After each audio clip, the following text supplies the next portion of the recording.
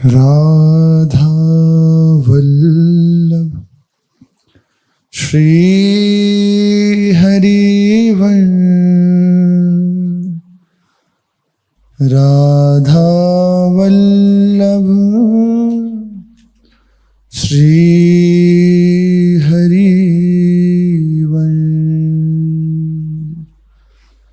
सत्प्रेम सिंधु मकरंद रसोगधारा, सारानजस्रमभिताश्रवदाश्रितेषु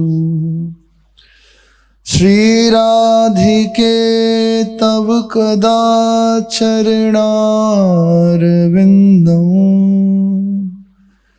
गोविंद जीवन धनो शिरसा वहामि।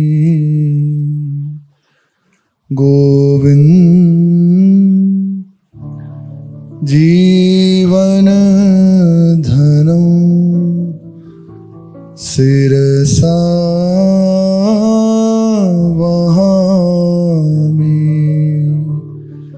श्री राधा वल्लभ लाल की जय। जीव के पतन का कारण है विषय का चिंतन होना। विषय चिंतन, विषय की ही कामना, तो मूल है विषय का चिंतन ही। ध्यायतो विषयान पुंसान संगास्ते सुपजायते। मूल है ये विषय चिंतन। और जिसे विषय का चिंतन होता है, निश्चित मानिए उसका पतन निश्चित है। इसमें भी दो भाव हैं। पहला, जो सुखपूर्वक विषय का चिंतन करते हैं वे जन,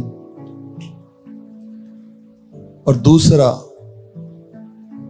कि वो कर भगवान का चिंतन नहीं, लेकिन पूर्व अभ्यासवश विषय की वृत्ति उन्हें परेशान कर रही है। ये निकल जाएगा। जिन्हें आकांक्षा नहीं है, कामना नहीं है कि विषय का चिंतन करें, लेकिन अनंत जन्मों के संस्कार चित्त में विराजमान है, वो हमारे चित्त के ऊपर ऐसा प्रभाव डालते हैं, ऐसा एक अपना आधिपत्य कर लेते हैं, जिससे पलात चित्त विषय वृत्ति से युक्त हो जाता है। ये निकल जाएगा क्योंकि उसे भगवान नाम का आश्रय है, इसे भगवान के चरणों का आश्रय है, ये भगवान का चिंतन करना चाहता है, निकल जाएगा। इसके लिए रास्ता है। जो दूसरे लोग हैं जिन्होंने ठान ही लिया है, जिन्हें सुख मिलता है विषय चिंतन में, उनके लिए है संगात संगायते कामा कामाधिक्रोध अभिजायते। क्रोधात् भवति सम्मोह सम्मोह स्मृति विभ्रमा स्मृति विभ्रमात् बुद्धिनाशो बुद्धिनाशात् प्रणश्यति। बुद्धिनाश जो ही हुआ, और विषय चिंतन करने वाले की बुद्धि काम नहीं करती। वो सत्य सत्य का भेद नहीं जानती, वो उचित अनुचित नहीं जानती। उसके चित्त में जो ही मन ने किया ये विषय, तत्काल मन बुद्धि ने निश्चय किया हाँ ठीक है, और जो ही ऐसा ठीक की मोहर लगाई तो नाशात प्रणश्यति, बुद्धि नाशात प्रणश्यति। बुद्धि मलिन होती चले जाती है कि वो क्या उचित है क्या अनुचित है ऐसा भी विचार करना बंद कर देती है। उस साधक का, उस उपासक का, उस जीव का विनाश हो जाता है, प्रणश्यति, पतन हो जाता है। पतन का आप कहेंगे क्या स्वरूप आप बता रहे हैं? देखो, एक है दुर्गति से 84 लाख योनियों में भटक रहा है। दूसरा, हम जिनके चरणों की शरण है, जिनके लिए भजन कर रहे हैं, वे हमारे नेत्र गोचर नहीं हो रहे, उनका निरंतर चिंतन नहीं चल रहा। वो आनंद स्वरूप हैं पर इसका अनुभव नहीं हो रहा। हमें संसार अच्छा लग रहा है, जिस संसार को छोड़ के आए उसी की तरफ वृत्ति बढ़ रही है। यह है साधक का नाश, साधक की स्थिति से गिर जाना। यह है वो दूसरा तो बिल्कुल ही अलग है कि नरक आदि की प्राप्ति और घोर दुर्गति योनियों में जाना। इस साधक का नाश यही है कि उसका चित्त भगवान से हटके संसार में जा रहा है, यही साधक का नाश है। आप प्रयासरत हैं लेकिन बलात् चित्त पूर्व अभ्यास बस ऐसा विषय वृत्ति से युक्त हो जाता है। भगवान कह रहे हैं मैं उसे महात्मा बनाऊंगा, मेरी जिम्मेदारी है। लेकिन जिसने साफाई बांध लिया कि अरे ठीक है कुछ नहीं होता, एक बार भगवान का नाम ले लो और ठीक है, हाँ बिल्कुल ठीक बात, एक बार नाम ले लो बिल्कुल सब सही हो जाएगा, लेकिन प्रोसेस दूसरा हो जाएगा।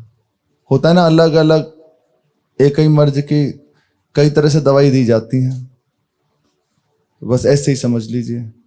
भगवान बनाएंगे तो सही, लेकिन उसका प्रोसेस बदल जाएगा। ये भी हो सकता है कई जन्म लगा दें, कहाँ कहाँ दुख भोगना पड़े। अनेकों उदाहरण हैं, संसार की तो क्या ही कहें, संसार तो इसी में ही खेल रहा है। लेकिन साधक की बात करें,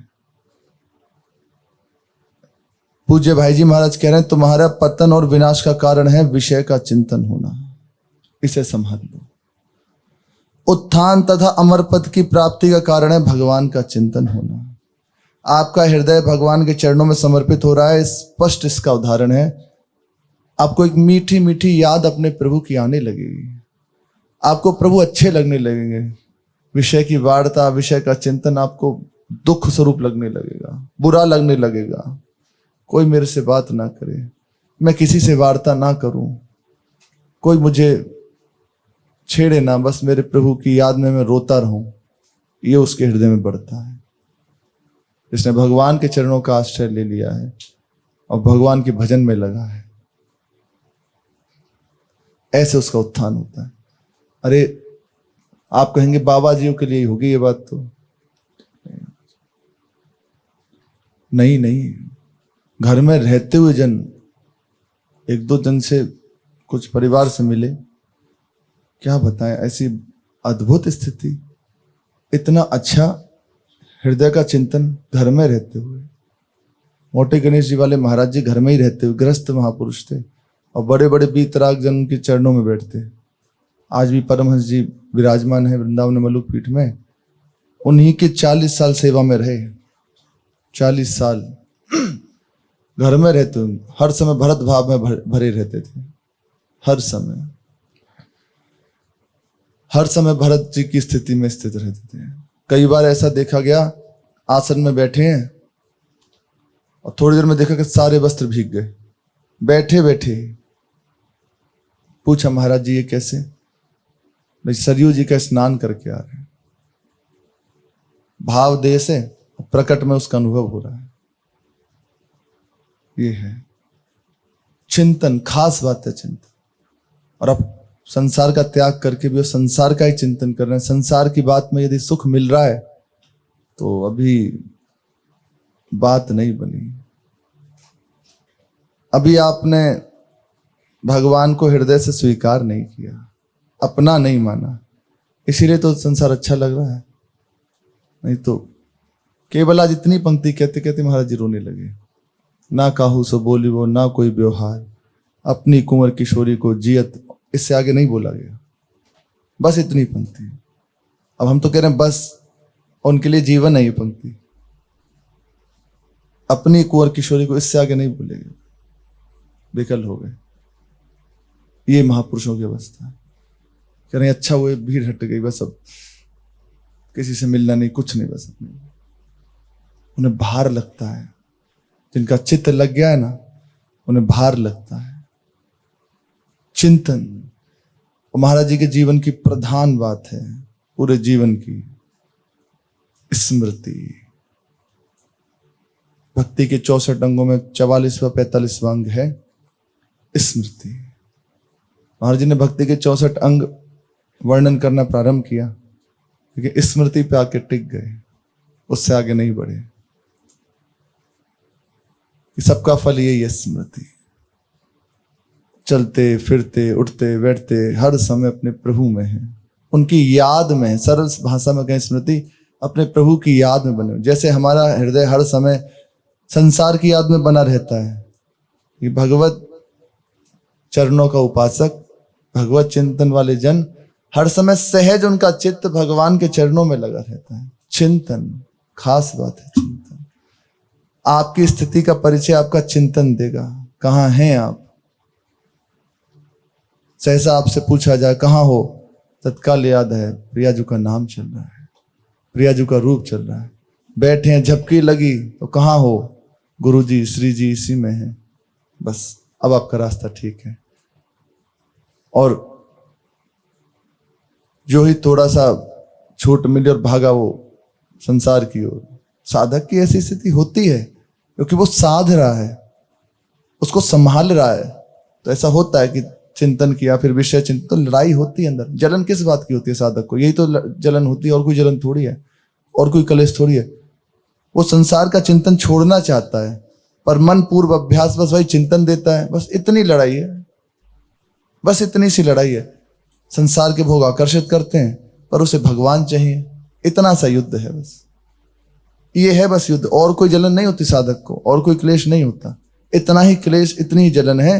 वो संसार के चिंतन से रहित होना चाहता है, वो भगवान का निरंतर चिंतन करना चाहता है। मन अपने स्वभाव बस वो पूर्व चिंतन देता है, उसमें बस जलन होती है। इसीलिए वो रोता है, और रोने से उसकी बात बन जाती है। क्योंकि रोना हारना, हारा तो प्रभु जिता देते हैं। इसी से और कोई साधक को कष्ट नहीं होता, क्लेश नहीं होता। उसके हृदय में ये नहीं होता मुझे ये नहीं मिला, मेरी कामना पूर्ति नहीं हुई, कि वस्त्र नहीं है, कि रहने को नहीं है। ये साधक का लक्षण नहीं है।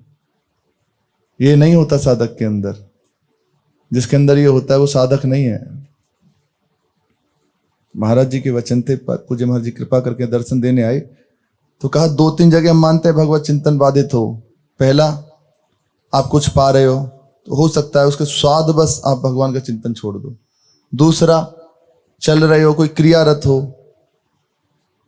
तो चिंतन बाधित हो सकता है। स्नान आदि कर रहे हो तो उसमें हो सकता है, क्योंकि क्रियारत हो, चिंतन अंतर्मुख वृत्ति नहीं है। अरे बाकी समय तो चिंतन का छूट जाए ऐसा संभावना ही नहीं है। फिर कहा कि जिसका बाकी समय भी चिंतन छूटता है वो साधक ही नहीं है, हम उसको साधक ही नहीं मानते। तुम्हारा चिंतन क्यों छूट रहा है? अर्थात तुम मतलब विषय में सुख।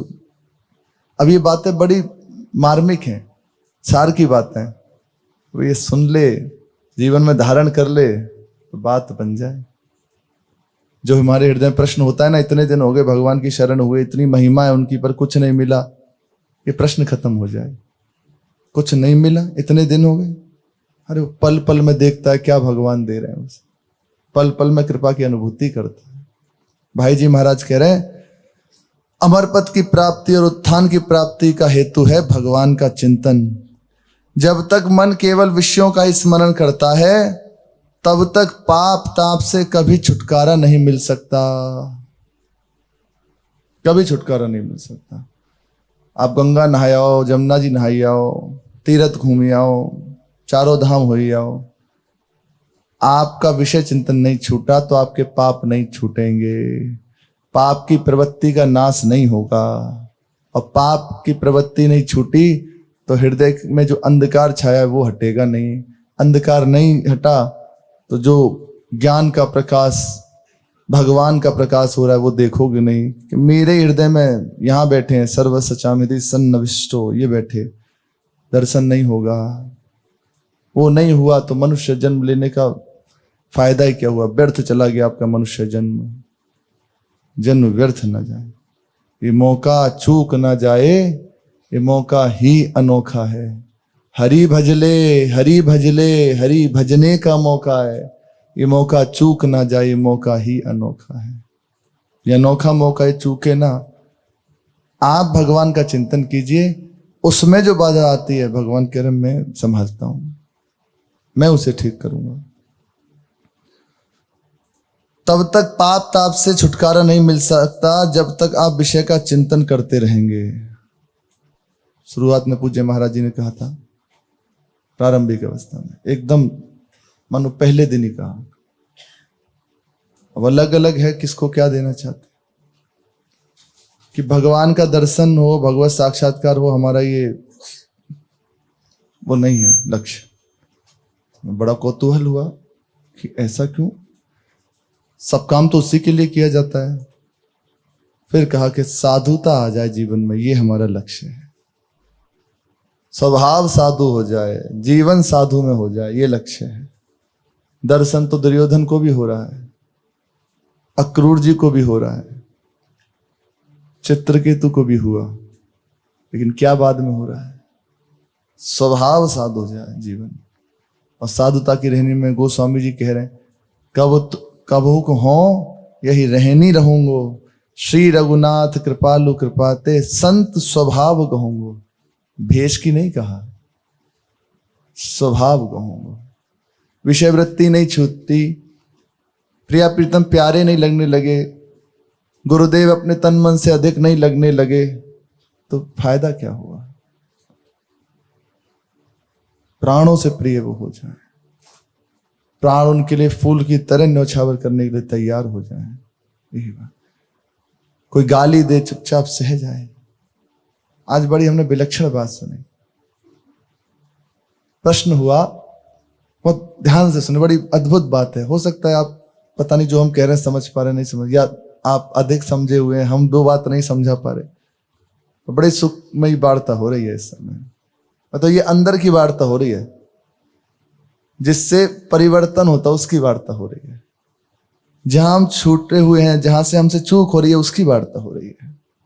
अब शायद आप पकड़ पा रहे, पर प्रभु तो सुन ही रहे। मानो हम अपने ठाकुर जी से कह रहे हैं कि ये महाराज दशा है, संभाल दीजिए आप। प्रश्न हुआ, साधुता का पहला लक्षण है तितिक्षवा, सहनशीलता। तो कब तक सहाय, कितना सहा जाए? एक प्रश्न होता है, कितना सहें, कब तक सहें? अरे सहने की भी तो एक सीमा होती है। प्रायः ये प्रश्न होता है, जैसे किसी ने कोई डांटा, फटकारा, गाली दी, नहीं चुपचाप सह जाओ तुम भगवान के मार के पति को। तो एक प्रश्न होता है, कब तक सहेंगे, कितना सहेंगे? हम ही बने हैं क्या सहने के लिए? हमारे लिए ही है क्या सब कुछ? तो सच्ची बात पूछो तो वास्तविक बात ये तुम्हारे लिए ही है, क्योंकि दूसरा तो कोई है नहीं श्री कृष्ण के अतिरिक्त। जहां देखो वहां श्री श्यामा श्याम विराजमान है। चिद चिद लक्षणम सर्वम राधा कृष्णमयम जगत। केवल ब्रह्म विराजमान है, श्यामा श्याम विराजमान है, सिया राम विराजमान है। तो है तो आप ही के लिए। भगवत प्राप्ति किसको होनी है? हमें या आपको? हमारी दृष्टि से तो हमें होनी है, क्योंकि आप तो भगवत स्वरूप ही हैं। आपको क्या प्राप्ति होनी? और आपकी दृष्टि से आपको होनी है, हमें थोड़ी। आप ही साधक हैं, पूरी सृष्टि भगवान का स्वरूप है, तो सहना बस आपको है। मेरे से ही डांटते हो, मेरी गलती निकालते हो, आप उनसे तो कुछ नहीं कहते। ये हमारी अंदर की बात है, ये प्राय बात होती। बाबा आपने उनसे नहीं कहा, और से तो कुछ नहीं कहते। तो हाँ, तुम्हें भगवत प्राप्ति करानी है ना, तुम्हें इस प्रपंच से निकालना है ना, इसलिए तुम दूसरा देख रहे हो, तुम्हारी कमी है। मतलब हम ही एक रह गए। हाँ, तुम ही एक रह गए हो। जो भगवान को प्राप्त नहीं, वो तुम ही एक रह गए हो, इसीलिए तो आए हो। तो फिर परेशान को पीछे पैर क्यों हटा रहे हो? सहनशीलता की कोई सीमा तो होगी, इतना सहे नहीं, असीम होता है।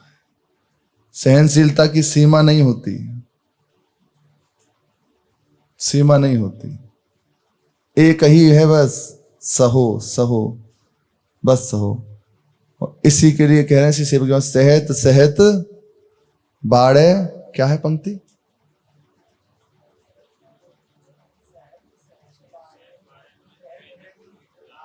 देखो सबको याद है, वही हम सुनना चाह रहे हैं। आप सबको नहीं याद? सुनाओ। सहत सहत सहत सहत बाड़े भक्ति ग्रहतन गुरु हितकार। याद है, अभी जीवन में और उतर जाए बस। खास बात है, यहां तक तो आ गई, अब यहां तक आ जाए। यहां आते ही बात बन गई। ग्रहतन गुरु हितगार, हार अपनी करी माने। हार जाए हर तरह, सहना है।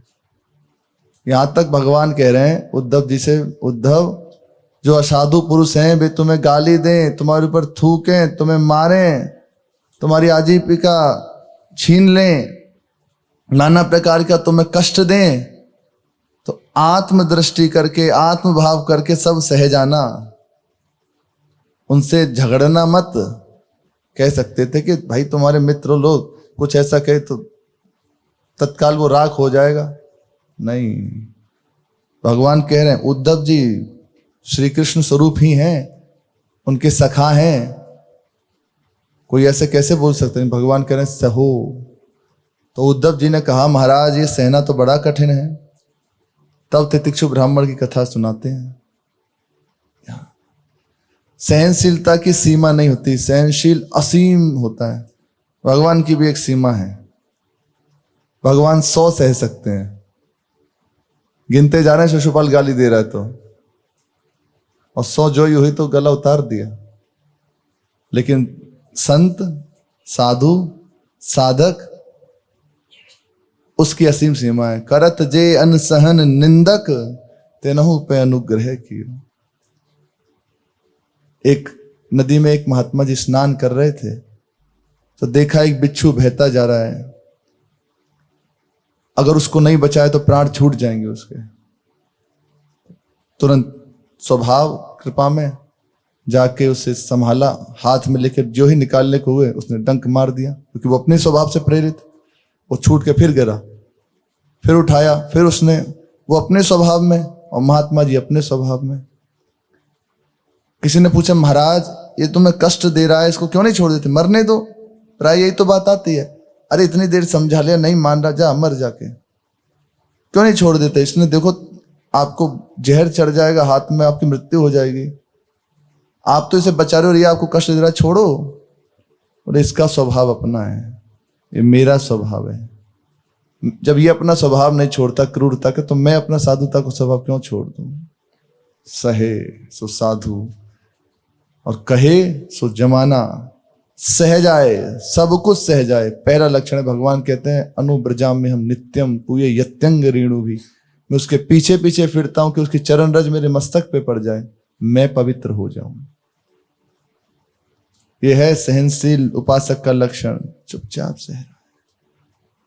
अच्छा सहना भी क्या, उसने मान लिया ना कि कोई गाली देगा शरीर को देगा, मारेगा शरीर को मारेगा, प्रियाजू की इच्छा, मुझे तो भजन करना, नाम जप करना है, उनकी सेवा करना, उनके पास जाना है। कोई दुख देगा तो इसको देगा, मुझे क्या देगा।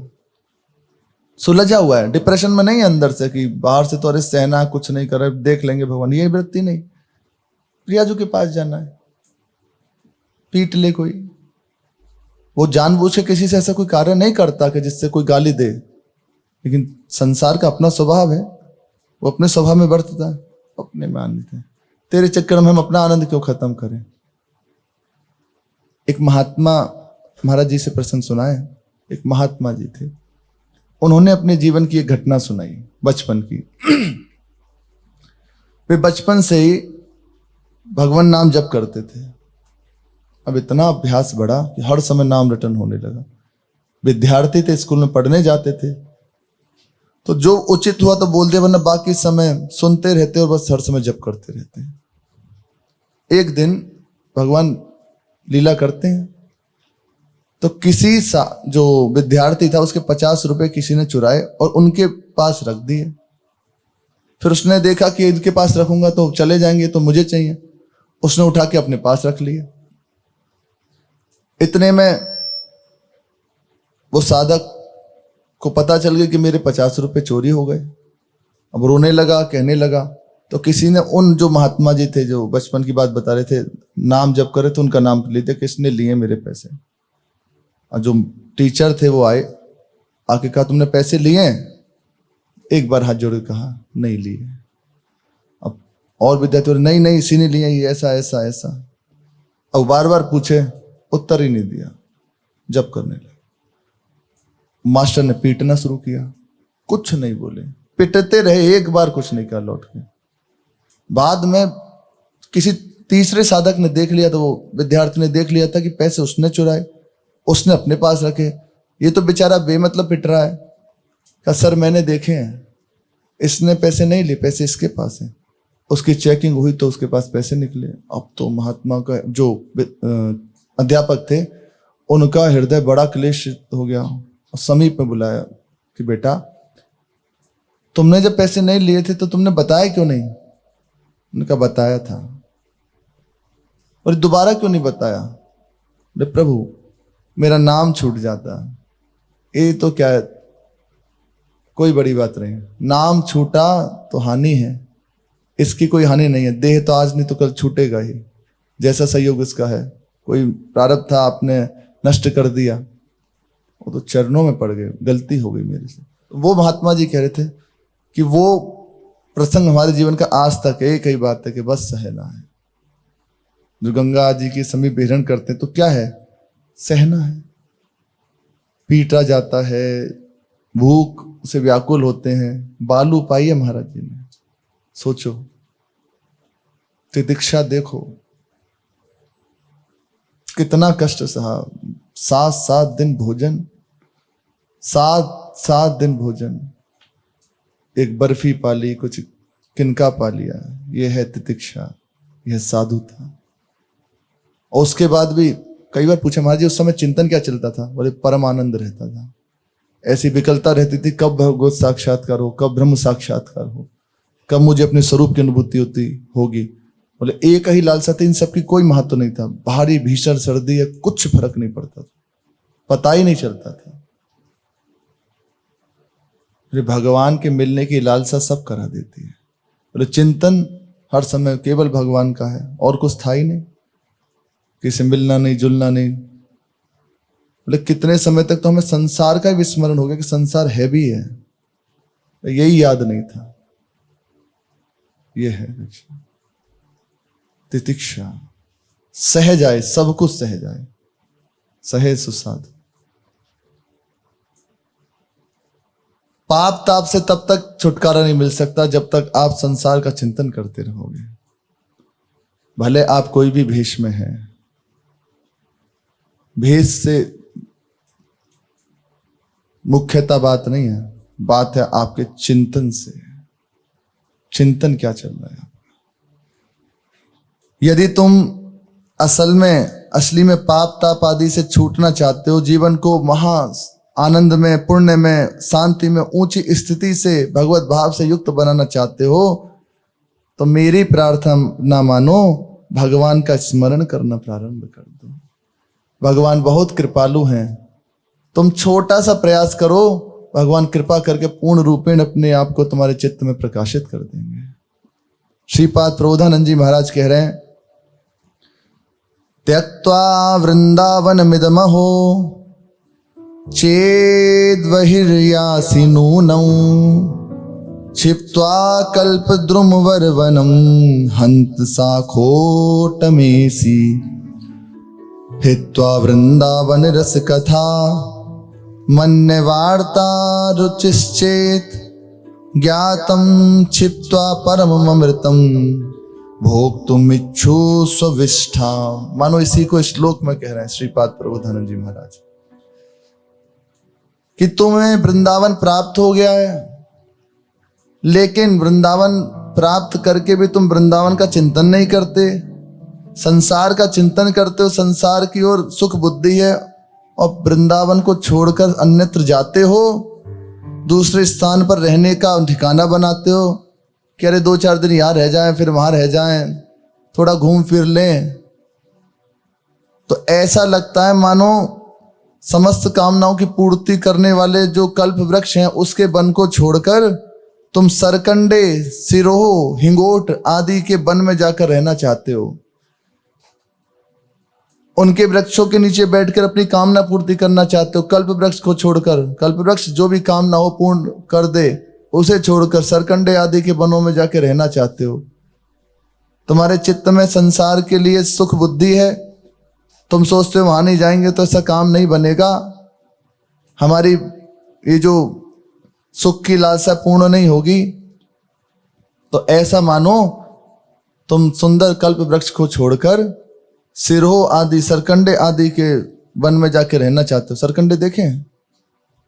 एक पतला पतला सा वो डंडा जैसा होता है, गंगा के किनारे उगते हैं बहुत। हमें इसलिए यार पता है कि जैसे हवन आदि होती थी तो उसमें उनका उपयोग होता था। उसमें पूरा वो तो हवन कुंड बनता है, तो ऐसे चुन रही और भी कई जगह धार्मिक कार्यों में यूज होते हैं, और छप्पर आदि में भी लगते हैं, वे हैं लगते हैं ना। हाँ, छप्पर आदि जो बनते हैं गांव में, उसमें भी यूज होते हैं। गंगा जी के किनारे आदि होते हैं, नदी के किनारे रहते हैं, कोई फायदा नहीं उनका। वो क्या कामना पूर्ति करेंगे? वो अपने आप को बारिश से नहीं बचा सकते, आपको क्या बचाएंगे? और कल्प वृक्ष है, जो कामना करो पूर्ण हो जाए। तो वृंदावन मानो कल्प वृक्ष है, यहाँ तो लता पता सब कल्प तरु है, पारिजात सब फूल। तो इसे छोड़कर सुख बुद्धि रखते हुए संसार में जाते हो। चिंतन क्या मिला है तुम्हें, इसका ना करके प्रिया प्रीतम के चरणों का आश्रय मिल गया, ये ना करके, ये भावना ना रख के, उनका चिंतन ना करके तुम संसार का चिंतन कर रहे हो। संसार में सुख है इसलिए दौड़ते हो। अहेतु की कृपा हुई तुम्हें वृंदावन मिला, उसे छोड़ के तुम भागते हो संसार में। तो कल्प वृक्ष को छोड़कर सरकंडे आदि के वनों में जाना चाह रहे हो तुम, वहां अपनी कामना की पूर्ति करना चाहते हो, और उन लताओं के नीचे बैठकर बहुत प्रसन्नता का अनुभव कर रहे हो। ये मूढ़ता है, समझो समझो समझो, ये मूढ़ता का त्याग करो। और आगे की बात कह रहे हैं, प्राय अपने सब जन इसमें हैं। हित्वा वृंदावन रस कथा मन्य वार्ता रुचिश्चित। वृंदावन में जो महाप्रेम रस प्रिया प्रीतम का नित्य विहार चल रहा है, उसकी वार्ता को छोड़कर, उसका चिंतन छोड़कर तुम अन्य प्रकार की चर्चा, अन्य प्रकार की वार्ता, अन्य प्रकार की बातों पे प्रेम रखते हो, सुख समझते हो, आनंद का अनुभव कर रहे हो। तो ऐसा समझ लो, ज्ञातम छित्वा परम अमृतम भोक्तुम इच्छु स्विष्ठाम। समझ तो गए होगे, स्विष्ठाम। प्रिया प्रीतम की चर्चा छोड़ के, महाप्रेम में जो रसमयी वार्ता, उसको छोड़ के, उनको आनंद का विषय ना मानकर संसार की बातों को करना, अन्य प्रकार की बातें करना, प्रिया प्रीतम का चिंतन छोड़ के अन्य चिंतन को करना, तो ऐसा समझ लो कि तुम्हारा मन अमृत का पान ना करके स्विष्ठा, सूकर की विष्ठा,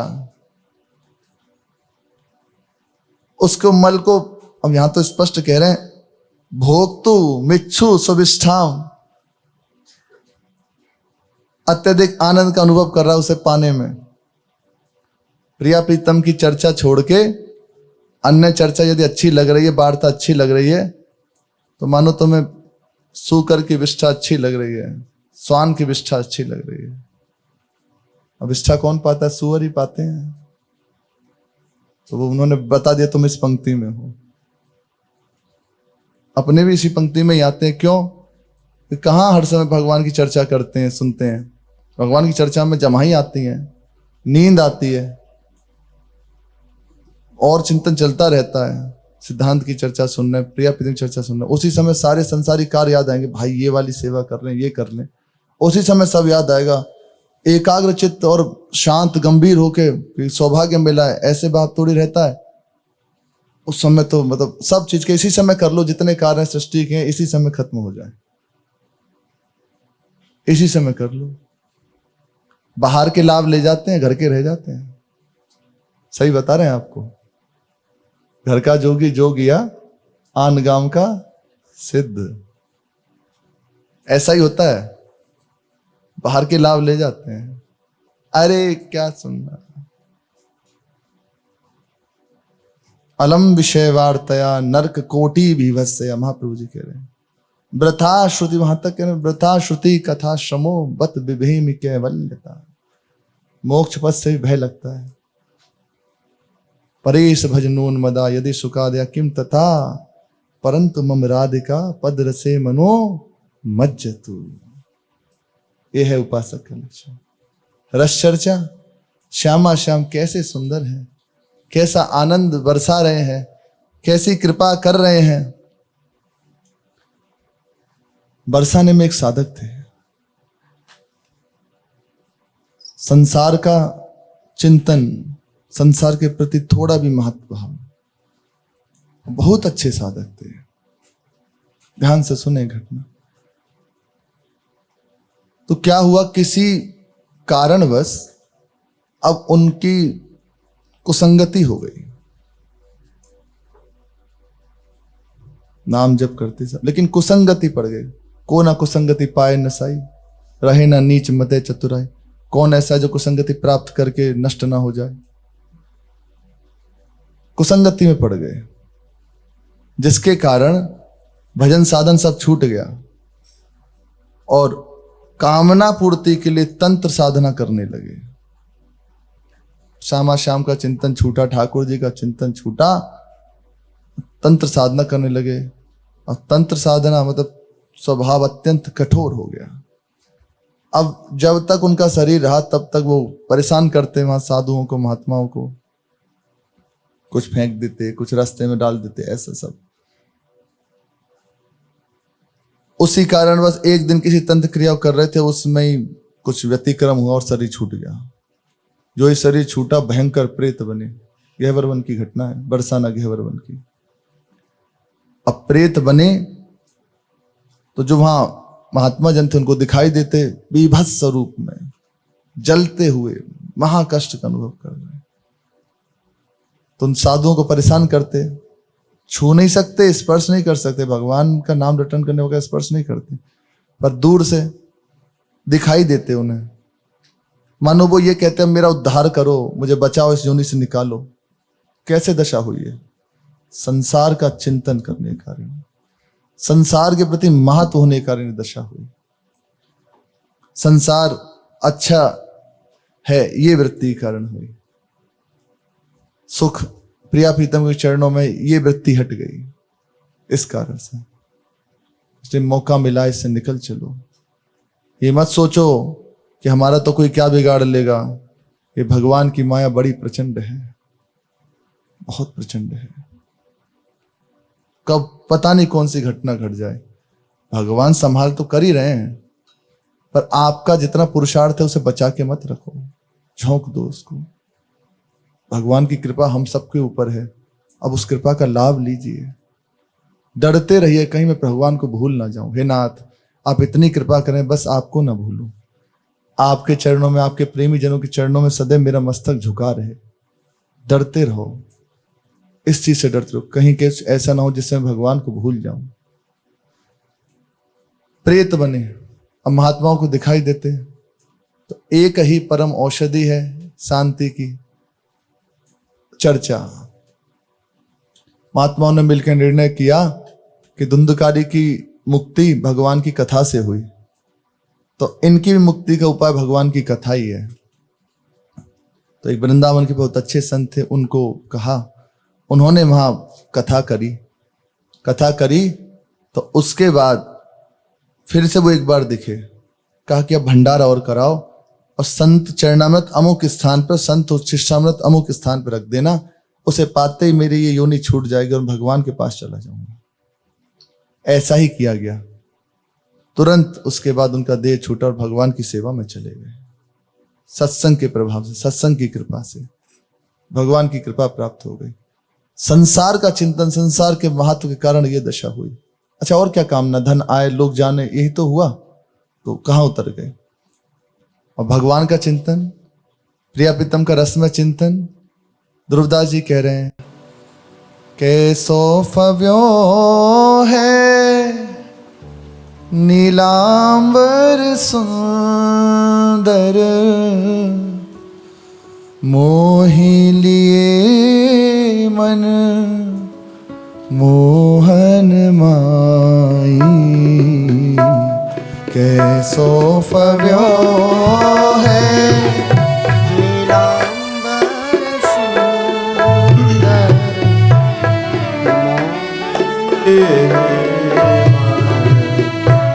मोहन माई।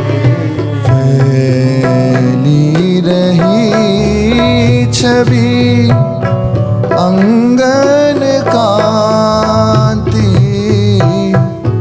लसे बहु भांति सुदेश सुहाई। फैली रही छवि अंगन से बहु भांति सुदेश सुहाई।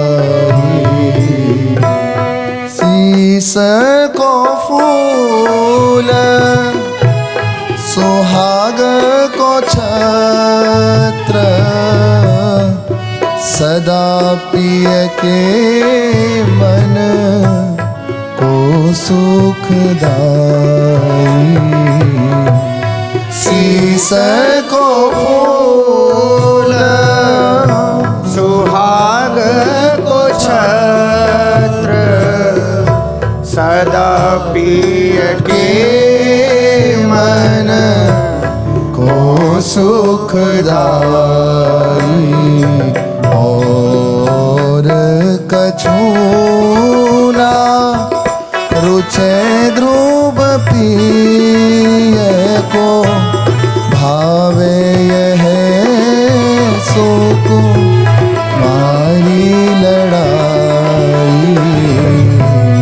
और कछु ना रुचे ध्रुव पिय को भावे यह सुकुमारी लड़ाई।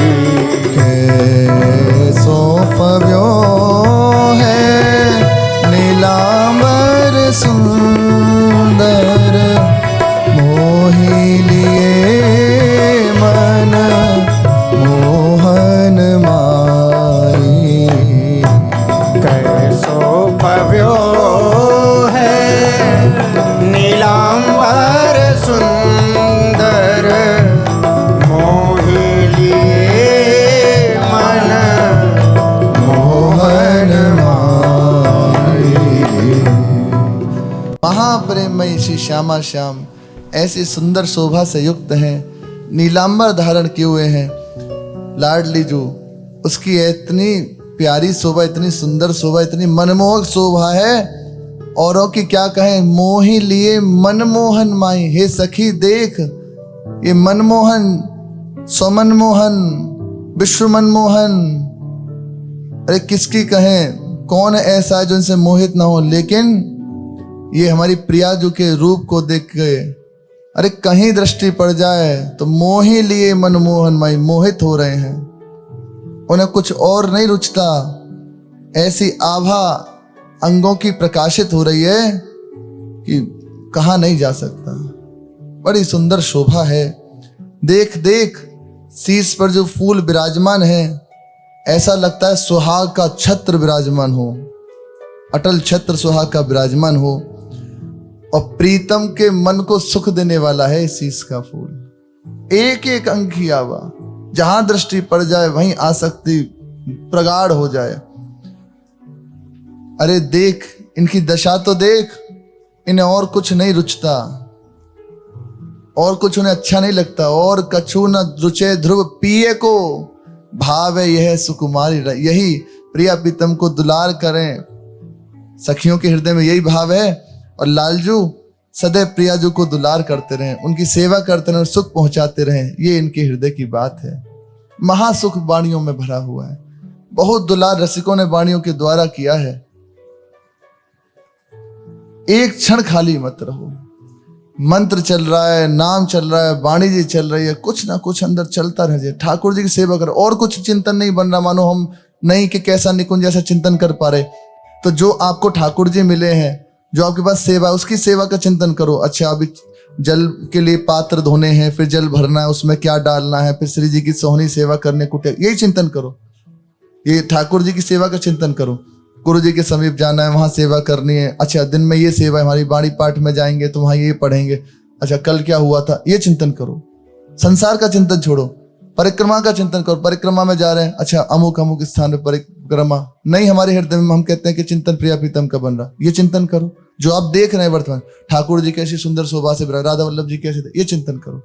हर समय चित्त ठाकुर जी से युक्त रहे, तो अभी महादुख जो हृदय बना रहता है उसका नाश हो जाए, हर समय आनंद बना रहे। क्योंकि प्रिया प्रीतम श्री श्यामा श्याम आनंद स्वरूप है।